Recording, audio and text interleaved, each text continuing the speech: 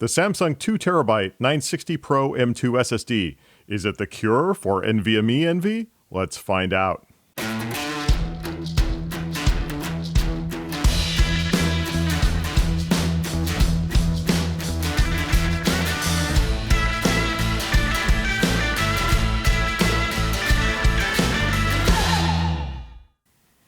Welcome to Gadget Blues. This is KC, and today we are going to be talking about the brand new Samsung 960 Pro 2TB NVMe SSD.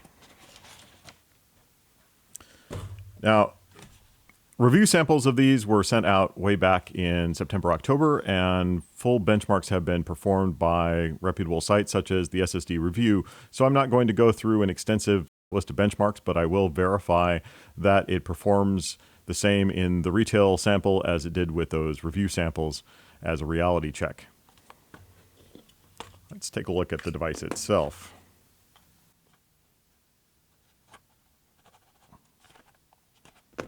Now, to use this, of course, you need to have a motherboard that has the M2 slot, M2, which is a 4-lane PCI Express slot, and I'll go over that in more detail in another video, which I'll link below.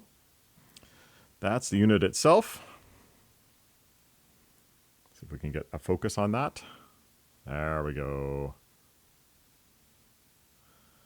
Fancy black and red, that means that it's faster. I understand that Samsung has put a layer of copper under the label on the back to help in heat dissipation. And if you look at the top edge there, you can see the modules. There are 4 512 gig modules on this one for a total of 2 terabytes. The 512 meg and the 1 terabyte were the first units to ship and have been out for a little bit. But the 2 terabyte is brand new and just received this from B&H. I bought this with my own money. This is not a sponsored review. I'm looking forward to, oh, there you can see the little bit of glinting of copper there if you look really close. I'm not sure if this will come out on the video very well. Right at the edge of the label there, you can see the copper. All right, let's take a look at some of the specifications and what's notable about them. The first thing that leads me to keep my existing boot drive in my machine instead of this, I'm going to use this as my secondary drive for doing things such as making videos. It's incredibly fast, but it is a race car in that it's fast, but it can also be a little bit dangerous. Now, I've always been a little bit concerned about Samsung's SSDs that have 512 meg of volatile cache. That's on most of their performance models like the 850 Pro on SATA and so forth. And on SATA, the bus is a little bit slower, and so you will probably have the drive be ahead of what's coming over the bus because the drive itself is much faster than the SATA bus. And Windows default behavior is to flush the write cache on a regular basis. And so the risk is fairly low. Even with 512, which is a good amount of memory, the risk is low. You don't see a lot of people on forums saying, hey, you know, my Samsung SSD corrupted my data because of this volatile cache when I lost power. It is a risk, and it does bother me philosophically, but in practical application, it doesn't seem to be that big of a deal. However, this one ups the ante with a massive 2 gigabytes of completely volatile, non-capacitor backed, non-battery backed DDR3. 2 gigabytes.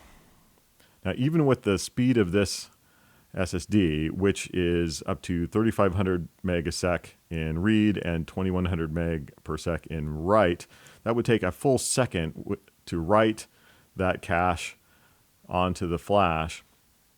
So you would better have a UPS on your machine, but you might be able to get by if you have a really big power supply. If you have the kind of power supply that when you turn off your power supply switch, The motherboard light remains on for several seconds afterwards because it's got huge capacity and it takes a while to trickle out. This thing would have enough time to flush that buffer, but I strongly recommend a UPS if you're dealing with this. Now, UPS doesn't protect you 100% because that can also happen if the machine hard hangs, but hopefully that won't happen very often, and that could cause corruption elsewhere anyway. So back to the stats. We mentioned 3,500 megasecond read and 2,100 write. That is incredible. That's getting pretty close to the capacity of a 4-lane PCI Express 3.0, which is about 4,000 megs per second, approximately. And the IOPS is also very good on this. The other thing I noticed that is really good news is that it has not only the regular AES 256-bit encryption, but it supports TCG Opal. Now, TCG Opal is the industry standard for encryption interface, and that is also the requirement for Microsoft eDrive. Microsoft eDrive is a feature of Windows for BitLocker, where it will use the encryption in the hardware on the device instead of having to software encrypt it. So with TCG Opal, if this is working properly and we turn on BitLocker in Windows, you should see that happen instantly because the drive is always encrypted no matter what. It just hasn't had a key applied to it to make it secure. So it's encrypted 100% of the time, even when you put it in. Don't set anything up, don't enable BitLocker. It's already encrypted. It just doesn't have a key applied to it, so it's not locked out. So on a normal drive, when you apply BitLocker, it's going to have to encrypt all of the data, and even the data areas that haven't been written to yet, and that takes a long time and takes some write cycles out of your device, one full drive write. So the TCG Opal, assuming that is going to work with Microsoft eDrive, that's the normal requirement, is really good news. They promised TCG Opal support back on the 950 Pro, but they never shipped the firmware update that enabled it. So hopefully this also means that they're going to get around to shipping that firmware update, because I do have a couple of 950 Pros in other machines. For power consumption, we see that this is almost 6 watts, which is double that of their 850 Pro SATA device. So you want to make sure that you have some airflow over this.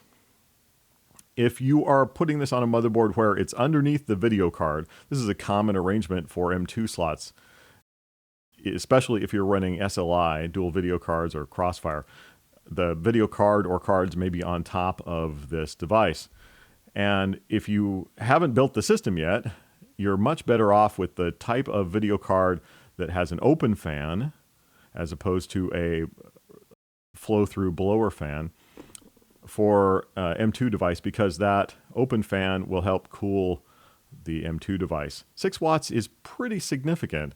And although this has that good heatsink on the back and so forth, if I had this under a video card, I would really want the video card to have that open style fan. Lastly, we see that the warranty is 5 years or 1,200 TBW. What does that mean? Well, I'm going to have another whole video on that whole thing. But in short, SSDs are no longer warranted by number of years alone. They're warranted just like a car. When you get a car, it might have a warranty of 3 years or 50,000 miles, whichever comes first. It's exactly how this works. It's 5 years or 1,200 terabytes written, whichever comes first.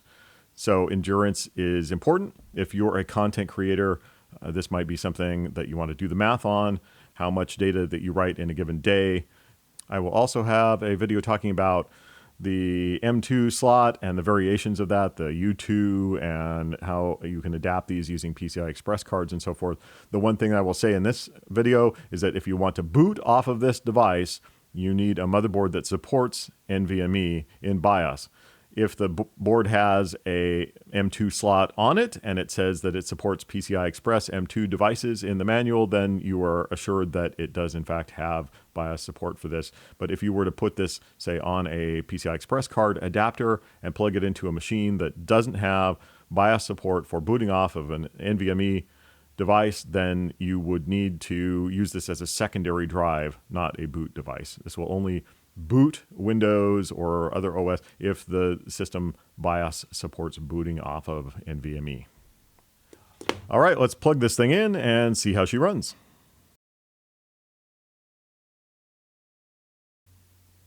Okay, so I'm back from benchmarking, and what I thought was going to be an easy exercise of simply confirming the performance that other sites had reviewed in the early review samples turned out to be a multi-day exercise of troubleshooting and trying to replicate their results. In short, I am not seeing the performance from this that those reviewers were seeing in review samples in their configuration. In particular, the 4K write performance is much less than expected, and it's actually abysmal using the Microsoft driver with the default setting of buffer flush enabled, which is what you really should have enabled. That's why it's the default. The Windows write cache buffer flushing is used to avoid this huge 2 gig cache losing data if there is a crash or a power failure. Windows does that for your safety. And while in the older days with smaller cache sizes on drives, it was an acceptable risk to turn off write cache buffer flushing if you had a UPS. I think that today, especially with this drive having the unprecedented 2 gigs of volatile cache on it, that turning off the write buffer flushing is a very, very bad idea. And I would not do that on my machine. That's one reason that my normal boot drive is the Intel DCP3500. DC stands for data center, and P stands for PCI Express. So the DCP3500 is their enterprise class PCI Express card SSD that supports NVMe. And I chose that because it has extremely high endurance. I'll have a separate video on endurance specifications and warranties and the best choice of solid state drives for content creators. But suffice to say that this Samsung looks like it has some issues compared to my Intel boot drive. The Intel is power protected. It has an internal cache, but its architecture has capacitors that back up enough power to write anything in the buffer to the flash in the event of a power failure or a system crash. The Samsung does not have capacitor backup. I started out testing this on the Asus X99 EWS. This is an industrial strength workstation board that has dual PLX PCI Express switches, giving every slot X16 capability. This means that the latency for storage and other devices is very slightly higher because they have to go through the PLX switches, and I expected very slightly less performance, like 1% less because of the PLX, but what I'm seeing is much worse than that.